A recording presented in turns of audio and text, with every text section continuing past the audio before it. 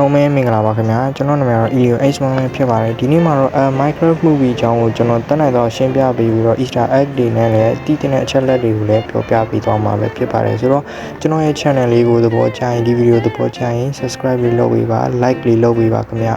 ဆိုတော့စကားလေးရှိဝင်ပြောမနေတော့ပါဘူး Minecraft movie အကြောင်းကိုဆက်လိုက်အောင်ဆိုတော့ intro လေးစ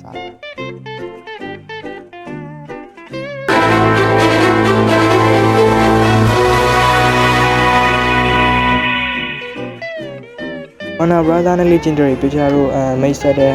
Minecraft movie อ่ะဆိုရင်တော့ဖြစ်ကျွန်တော်တို့ brother ကိုတည်တာတယ်လို့ကျွန်တော်တို့ကစားနေကြ Minecraft တစ်ခုတည်းနဲ့လောက်တာမဟုတ်ပါဘူးဟုတ်ပါတယ်ခင်ဗျကျွန်တော်တို့ကစားနေကြဒီ Minecraft Java နဲ့ Background Edition တစ်မျိုးတည်းကနေလောက်တာမဟုတ်ပါဘူးဒီဇက်ကဆိုရင်တော့ဖြစ်ကျွန်တော်တို့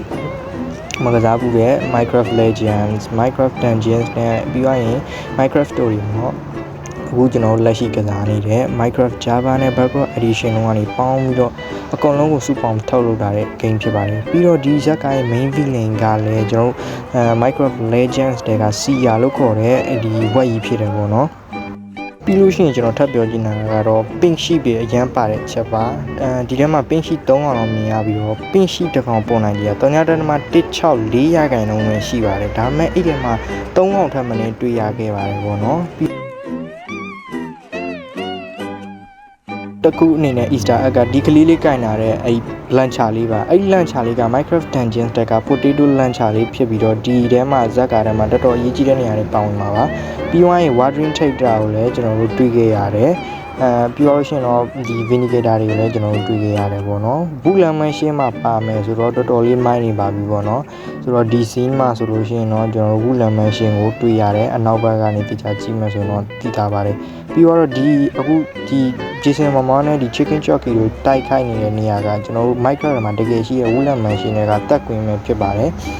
ဒါကလည်းပါဝင်လာဖြစ်တယ်ပေါ့နော်နောက်ဆုံးအနေနဲ့ကျွန်တော်တို့ item လေးတွေကိုကြည့်လိုက်ရအောင်ပေါ့နော်ပထမဆုံး item အနေနဲ့ဒီမှာ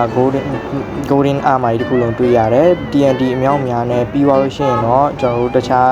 မြောက်များသော item တွေတွေ့ရတဲ့ Boots of Sweetness တွေ့ရတယ် Boots of Sweetness က Dungeons တဲမှာပါတယ်ပေါ့နော် Minecraft Dungeons တဲကဖနက်တစ်ခုပါဆိုတော့ Minecraft movie ကတော့တော်တော်လေးကောင်းပါဘူးတိုင်းလည်း recommend ပေးပါတယ်ကြည့်ဖို့ Minecraft player တယောက်အနေနဲ့ကြည့်ကိုကြည့်တဲ့ movie တစ်ခုဖြစ်ပါတယ်ဆိုတော့ဒီအဆုံးထိကြည့်လာပြီးတဲ့ပရိသတ်တယောက်ချင်းစီတိုင်းကိုကျွန်တော်ဒီညနေပြီးတော့အထူးကျေးဇူးတင်ရှိပါတယ်ခင်ဗျ bye bye